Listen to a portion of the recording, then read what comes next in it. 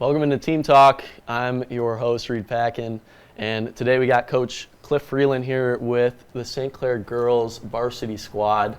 Coach Cliff, thanks for coming in. Thanks, Reid. Appreciate it. Also with Coach Cliff, we've got senior Tessa Freeland, forward. We have a senior Lila Cron, defender.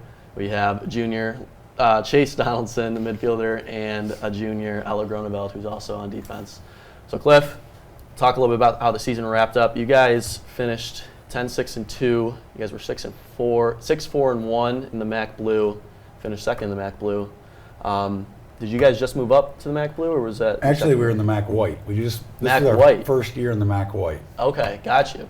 You guys moved up twice since you took over. And our first year, we played the MAC Gold. Went to the MAC Blue. Yeah. We're there for 5 years, I think, and then we went to the MAC White last year. So for people at home, it's a very difficult thing to move up from one league to the other. The competition is very varied.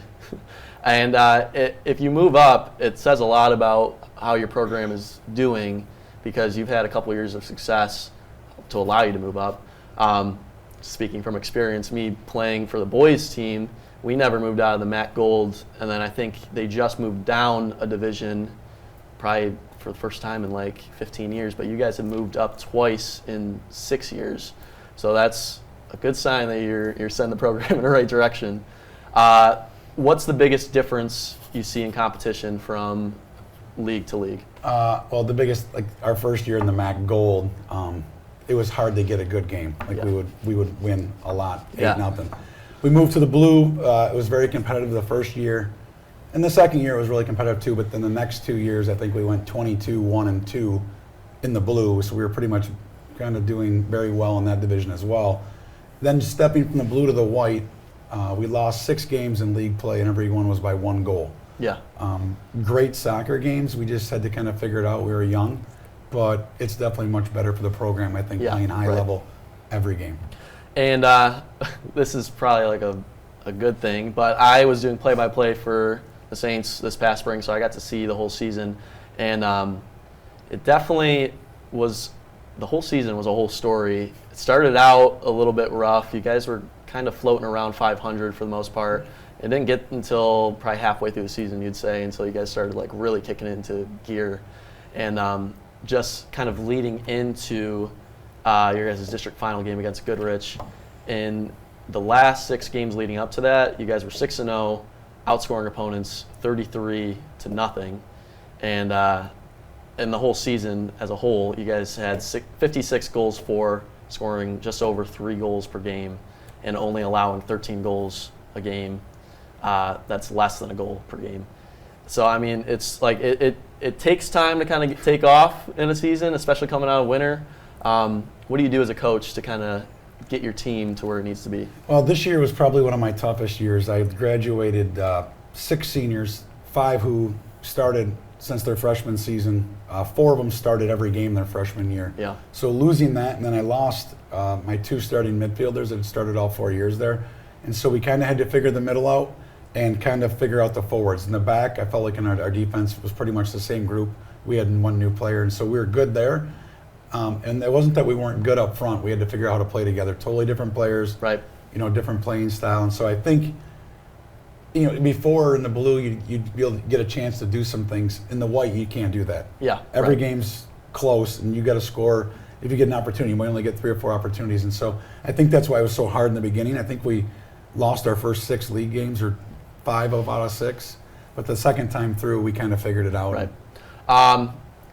From a coaching philosophy standpoint, are you more defense first or have a strong offense to kind of carry a team forward? I'm a big defensive guy, but I like to be extremely aggressive. Yeah, so right.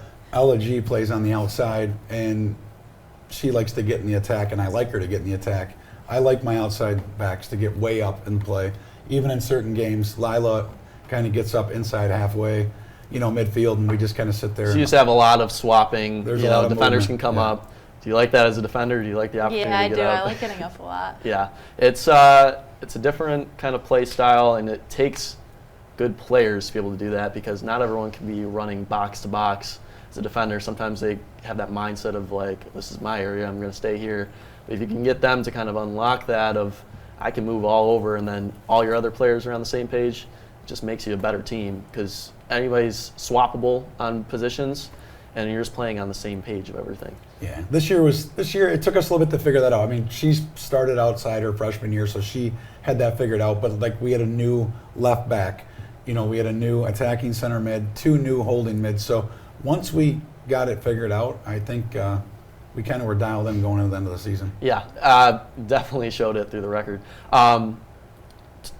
Backtracking in preseason, it's tough practicing in the winter. Do you guys get into like indoor stadiums? You guys play in the winter, or do you guys just do inside conditioning? We do conditioning. And last year, I did not do an indoor league. A lot of the girls on my team play travel soccer, and they play other sports. I have some basketball players here, and Coach Petro and I work really well together. So I don't want to run them in the ground during their season, and I just felt like it does help me to look at some new players, but it definitely doesn't help the players that are playing multiple sports. I think they're tired, and it's right around district play for basketball. So I decided to step back and not do indoor. Yeah, right. Maybe it puts us behind a little bit to begin the season, but I don't think it's fair to the kids playing other sports. And I always think having players on your team that play multiple sports, it makes them more well-rounded athletes. It makes them more competitive. Yeah, both these two that play basketball, these two in particular both play varsity basketball, and they are in great shape from soccer. These two both play a ton of minutes, and I think Coach Petro gets all of it out of them because they're not overexhausted or overtired from doing too much. My conditioning, which these two don't get to do, which they would do, we work pretty hard from, usually it's middle of January. This year we didn't get started till February. We do a ton of core workouts. And since I've been there over the last 8 or 9 years, I'm a big believer in our conditioning because there's a lot of games that we might be losing at halftime, but we just wear teams down in the second half. Yeah, right. And then going into the season, what was the first game? Was it March? First game was March 28th or something like that? Maybe April 3rd. And it was against Lance Cruz. No, it was April 2nd. April 2nd, 2 days after spring break. Oh, gosh. Yeah, just any game in March is just asking for, you don't even know what to expect. Yep. I mean, it could be 30 degrees. There's been, I mean, all my sisters played, and being out there was terrible. Like in March it's not fun. But then, you get into May, and then everything starts opening up, and then naturally the team starts playing better because I think, you're just losing that rust from the winter because you can only do so much kind of in a gym or gym setting. Just getting out and playing, and then the weather opening up, I think just it changes players a little bit. I mean, you played soccer, so we're a possession-based team. I like to possess the ball. So when the weather's not cooperating, it's rainy, it's snowy, it's windy, it's harder to possess the ball, right? So as the weather gets nicer, I feel like it really benefits us, and we play our style of soccer, and it's a lot easier for us to do it. All right, so let's go over to the players now. Tessa, forward. How long have you been playing forward for? Well, I haven't played forward like my whole soccer career. I've been playing since I was like 5. Right. But to start off high school, I was actually an outside defender. Okay. And then I moved to midfield sophomore year, and then this year I was a forward. Yeah, I did the same exact thing. I don't know what it is, but I think your coaches just kind of, they expect a little bit more, and if you can get up top, I don't know if you would think this, there's more of leading by example up top. Like if you have someone up top that's aggressive defensively and not just like a sit back kind of striker waiting for through balls or something, it kind of feeds the other players. And I agree. I mean, she's always been a playmaker. And this year, Tessa got COVID, and it did quite a bit of damage, and so she has asthma pretty bad. Okay. And so at first, it started out this year that we simply put Chase there. Chase is a forward in travel. I had to make a switch Chase to the middle and put Tessa up top to try to see if we could work with her asthma. Right. And I kind of, as the season went on, it worked out well. Chase really figured out how to play in the middle, and I felt like Tessa really gave us a spark up top, so it worked out really well. And just controlling the middle out of goal kicks or anything, that kind of comes from strikers too. Being able to be aggressive up top. If you're not winning off of 50-50s, possession game, you're going to be losing the possession game. Lila, defender. Are you center back? Yeah. Okay. How do you like that? I like it a lot. Yeah? Yeah, I enjoy my position. You're controlling the defense almost. Is it more so you or the goalie that's kind of calling out positioning? I think me and the goalie both do In our fair tandem? share of calling out, but Okay. Just kind of watching matchups, making Yeah. sure people are, for sure, yeah. Do you guys play a 3-back or a 4? 4. 4-back? Okay. Yeah, 4-backs are a little bit tough for me when I was playing because it can get a little bit gummed up in the middle. We usually would go like a 1-2-1, like a diamond, because I feel like it just kind of spaces up. But if you are playing that flat line and you have 4 defenders that are on the same page that play well together, it's almost unstoppable because you can't let anybody pass you. If you guys are on the same page about being on your line, it's a good thing once you kind of get it going. I mean, this group, she runs the show, and this group was outstanding. We never gave up or never lost by more than 1 goal on our defense. I think we had 7 or 8 games that were 1-0 or 2-1. And she, 13 goals against. Yeah, That's I think impressive. I wouldn't be doing Lila. I need to do that. She's on our set pieces is dynamic. Like how many Header goals? goals? did you Probably have? like a lot. Right, yeah, that kind of kicked in towards the end of the So season. she plays I great remember. defense, but on corners, she's dynamic. She Right, really is. and so that's the whole thing about what you guys were saying before about defenders being able to play up, attackers being able to drop back and play defense, and you guys aren't losing a step, No. which is huge. Chase, midfields. Yeah, I originally started playing forward, and I've been playing that since I was like probably 6. Okay. But I moved to midfield for my sophomore year. Have you always been center mid, or you been right or left? It kind of just depends on where he needs me during the Okay. game, but I normally center. So controlling the middle, we talked about that, like off 50-50s. How important is the midfield position? Because for me, I feel like the midfield is also kind of one of those controllers of the attack almost, where center back, goalkeeper is kind of controlling the defense, center mid seeing everything out in front of them, controlling the strikers a little bit, kind of being able to exploit some defenses. How does that work for you? I just feel like our whole team kind of like works together to like get the ball into the midfield, and then whoever's in the midfield with me kind of like combined and play Like it forward. distribute, kind of one and give and goes kind of thing, working down. Okay, Ella, defense. Watching you throughout the season, you were up a lot, kind of working the sideline. I think you were always taking corner kicks too. Yeah, like the second half of the season, I was taking them.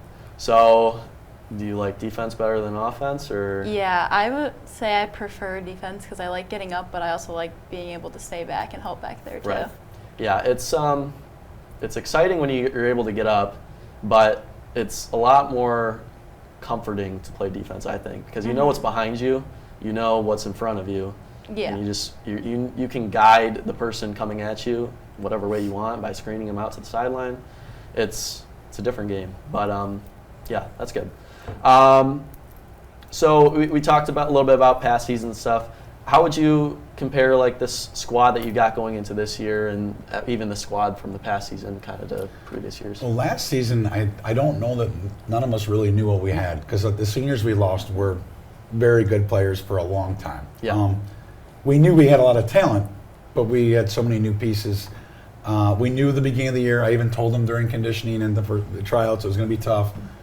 And the thing is, everybody always buys in. I get great kids, so they just kept working. I mean, it's 1-0, 1-0, 1-0, and nobody had a bad attitude, and we just kept working. So for me, that was the hardest thing because we've been used to, winning 12, 13 games to start the year and having one loss, and this was the opposite, which I actually liked it better because I felt we were a better team at the end of the year.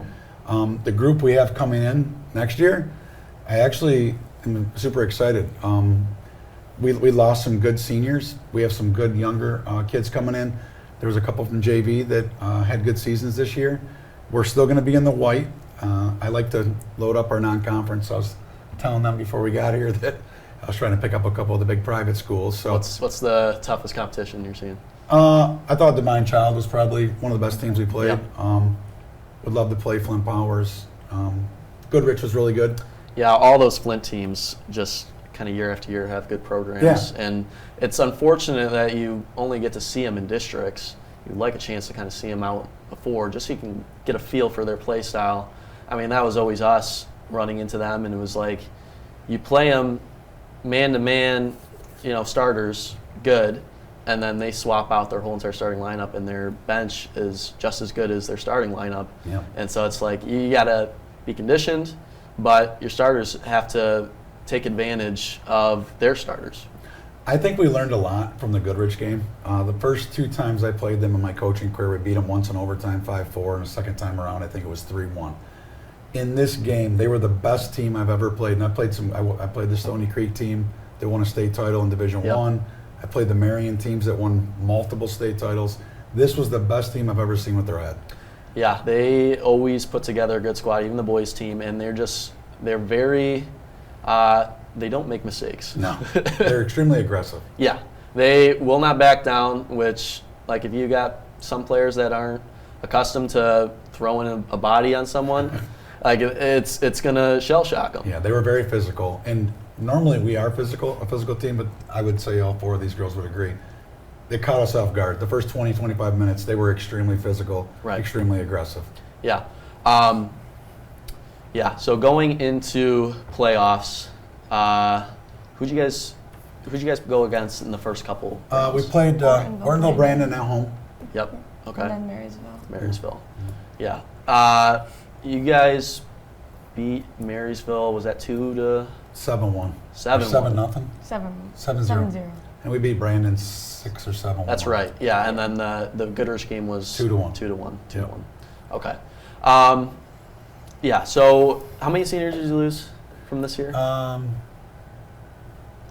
Allie, Yeah, 5. 5. 5. 3 that started, I think. 4 that started. And the good thing with your guys' program, which you guys have had a JV team for a while now, you're able to kind of refill that, and 5's not a bad number. No, I mean, I've had bigger classes. Yeah, you right. know. And it's good that you're able to kind of already have this farm system of JV players just being ready to go. How often do you call them up for games or have them practice with the senior squad? Or This was the first year that I really didn't bring somebody up early on. Okay.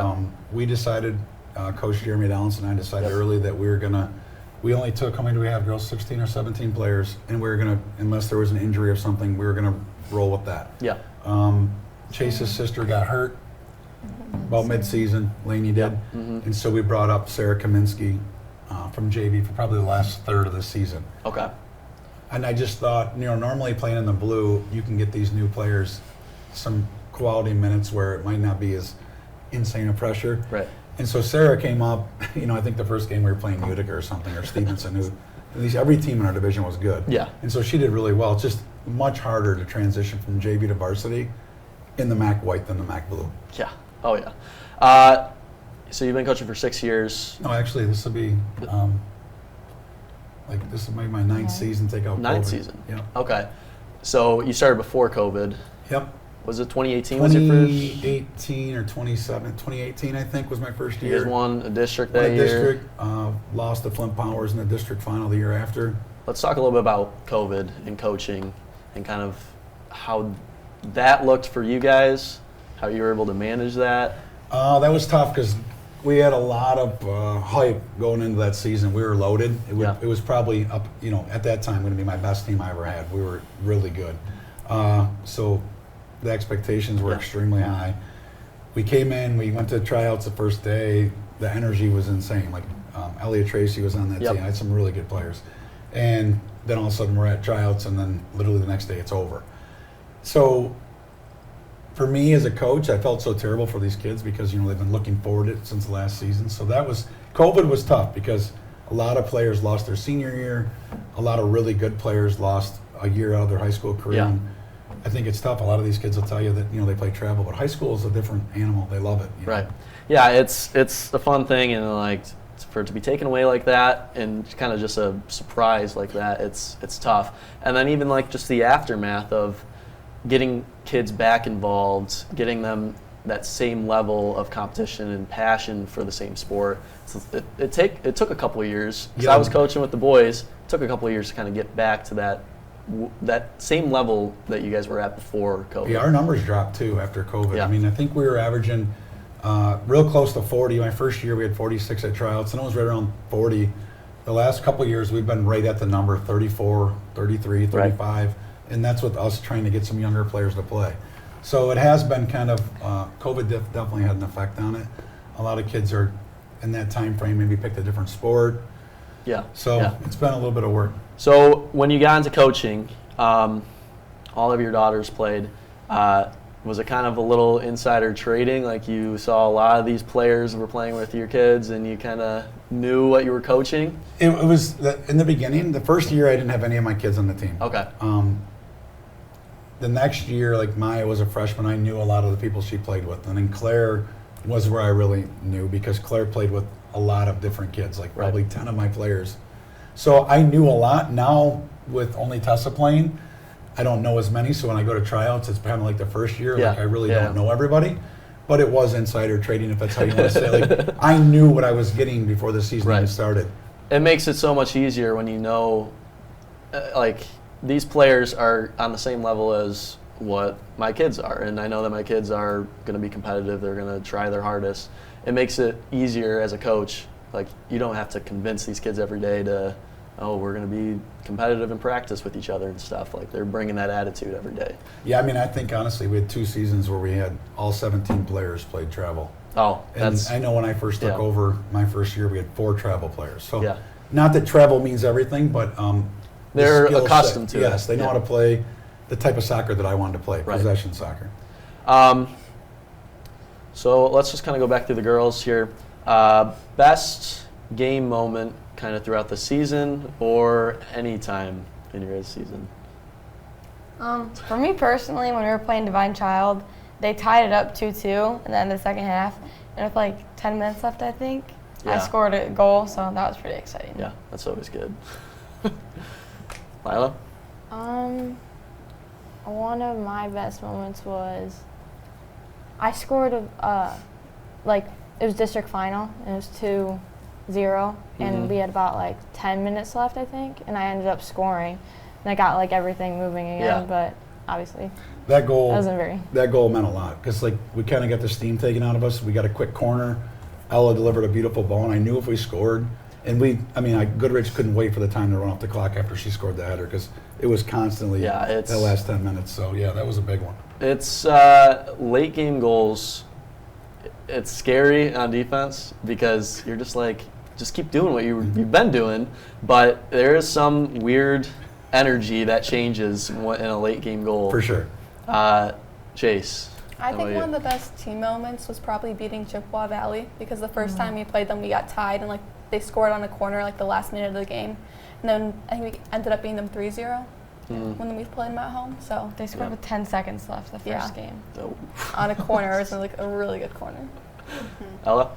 I would say my favorite moment was, I was going to say the same one as Lilo when I took that corner. It just like started up like everybody on our team again and gave us more confidence. Yeah, it's a big thing if you can get it done because a 2-0 deficit is kind of, it really just draws you down, and it's hard to do but easy to say of just like, well, don't look at the score, like just fight like it's tied up right now, but it's harder to do than to get done. And we knew that before that game that the coach and I talked, we've played each other a couple of times. We had a feeling that whoever won that game would go on to the Final Four. Like we thought we were that good. Like in the beginning of the year I wasn't sure, but when we got to districts I knew we were pretty good.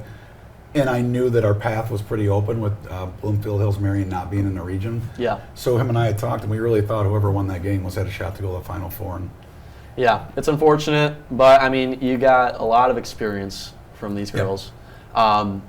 And we talked again about the season and how you started out in the best way possible of losing, of like these just 1-0 losses. So you knew the defense was there, which to me is like the hardest thing to kind of get going is good, strong defense. You knew the defense was there, it was just you need to get some scoring. And you were able to get that. Being able to kind of go through that hard part of the season makes them that better players because they're able to fight through adversity and then be able to see the success in the later half of the season and then play good competition up until Goodrich, a close, hard-fought game. It gives them something to look forward to next season. Yep. Let's go over some of the teams you guys played this year because if you look at school sizes, it doesn't make any sense. But we talked Chippewa Valley, Divine Child, Goodrich, obviously. Utica.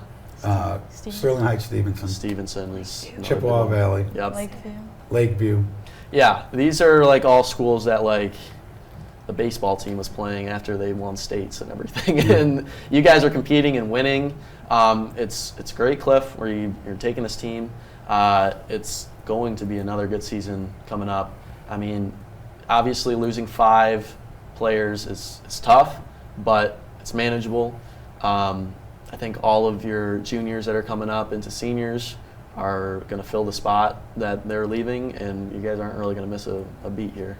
No, that's the one thing. They always show up and they work hard, and I've never had a problem with that. So what are you guys doing right now for summer? Are you guys doing anything, or are you guys doing travel soccer? We all play for Michigan Burns, so Okay. we all do travel. So how long does that season run for? Till March. Till Right tryouts. until Okay. tryouts. So you guys play all summer, all winter, Yeah. all fall, right up to it? Yep. Okay. It's funny. So these 2 are on the same team, and then those 2 are on the same team. Okay.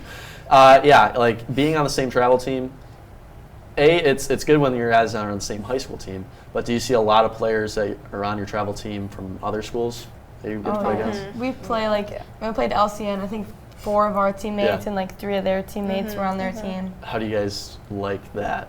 It makes it more competitive. Okay. We know how they play, Yeah. so we Right. can like be prepared. I think the nice thing is, honestly, being in the MAC White too, is it is much it's high level soccer. Yeah. So these girls play high level soccer. So to play those schools and play teammates, I think it's a lot of fun. It's not. Yeah, even if you're not winning as much as you were, you know the team isn't getting worse by playing the competition. Right, correct. Like you guys are always going to be playing better competition. You guys are going to be getting better. And it's either going to bend or break of you're going to dominate the league or you're just going to win and get better. So good luck kind of going into this fall with everything in travel, guys. And then we'll be keeping a lookout in the spring. CTV will be there filming. So Yeah, we appreciate you doing what you do for us, Reid. yeah, no problem. Thanks for coming in, Cliff. Thanks. This has been Team Talk, St. Clair Girls Soccer. Thanks for coming in. I'm Reid Pakcan. See ya.